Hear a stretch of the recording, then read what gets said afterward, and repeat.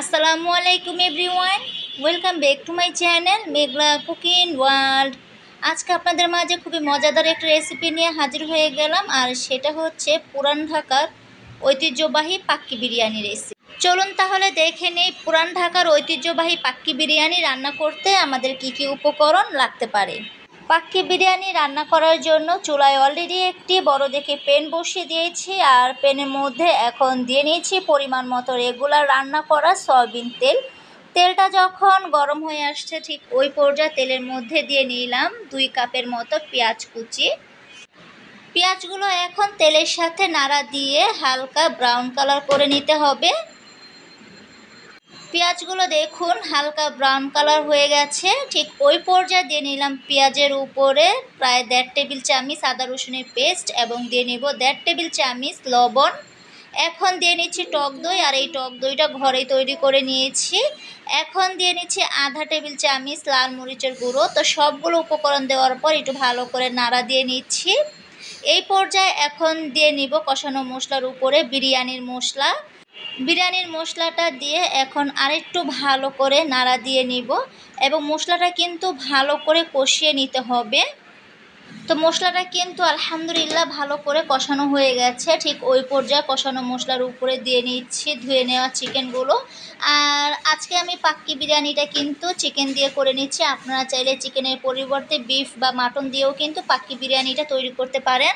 তো এই যে কষানো মশলার সাথে খুব ভালো করে চিকেনটা নাড়া দিয়ে মিশিয়ে নিচ্ছি। এখন চিকেনের উপরে দিয়ে নিচ্ছি ভেজে নেওয়া আলুটা একটু লবণ এবং ফুড কালার দিয়ে আগে ভেজে নিয়েছিলাম, কাজটা একটু সহজ হওয়ার জন্য। তারপরে দিয়ে নিলাম চিকেনের উপরে প্রায় 10 থেকে 12টি আস্ত কাঁচামরিচ। তো আলু আর কাঁচামরিচটা চিকেনের উপরে দেওয়ার পর খুব ভালো করে নাড়া দিয়ে মিশিয়ে নিচ্ছি।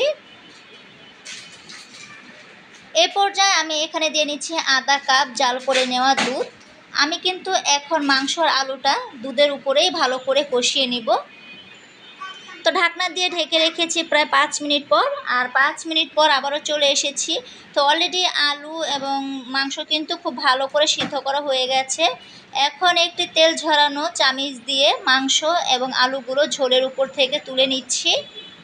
আর আপনাদের সাথে ছোট করে একটি কথা শেয়ার করছি, যারা অলরেডি আমার ভিডিওটি দেখা শুরু করে দিয়েছেন তারা প্লিজ একটি লাইক দিয়ে পুরো ভিডিওটি দেখবেন, আর আমার চ্যানেলটি সাবস্ক্রাইব করে রাখবেন। পাশে থাকা ছোট বেল বাটনটি প্রেস করে রাখবেন, এতে করে দেখা যায় যখনই আমি কোনো নতুন ভিডিও আপলোড করব নোটিফিকেশন চলে যাবে সবার আগে আপনাদের কাছে।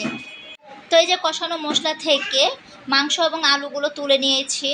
তারপর প্যানের মধ্যে যে অবশিষ্ট মশলাগুলো ছিল সেই মশলার মধ্যে এখন দিয়ে নিলাম ধুয়ে নেওয়া চিনি গুঁড়া পোলার চাল। এখানে বড় কাপে 3 কাপ পোলার চাল নিয়েছি। এখন এই পোলার চালগুলো মশলার সাথে খুব ভালো করে নাড়াচাড়া দিয়ে মিশিয়ে নিব, এবং পোলার চালটা কিন্তু পারফেক্টভাবে ভেজে নিতে হবে। ভাজতে ভাজতে যখন হাঁড়ি এবং খন্তা থেকে খুব সুন্দর একটা শনশন শব্দ তৈরি হবে, তখনই বুঝে নিতে হবে পোলাও চালটা পারফেক্টভাবে ভেজে নেওয়া হয়ে গেছে।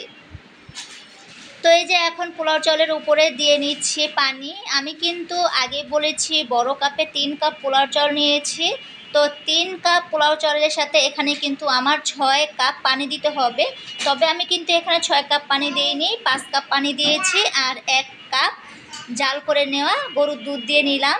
তারপর দিয়ে নিলাম আমি পোলাওর উপরে শাহি জিরা, এবং দিয়ে নিলাম একটি বড় দেখে কালো এলাচ।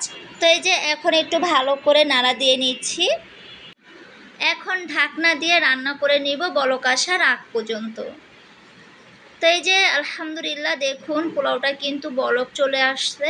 এখন আলতো হাতে আমি পোলাওগুলো একটু নাড়া দিয়ে নিচ্ছি। অতিরিক্ত নাড়াচাড়া দিতে যাবেন না, তাহলে পোলাও চালগুলো ভেঙে যাবে। তারপর আমি মশলা থেকে যে আলু এবং মাংসগুলো তুলে রেখেছিলাম রান্না করা, সেগুলো পোলাওর উপরে দিয়ে নিলাম।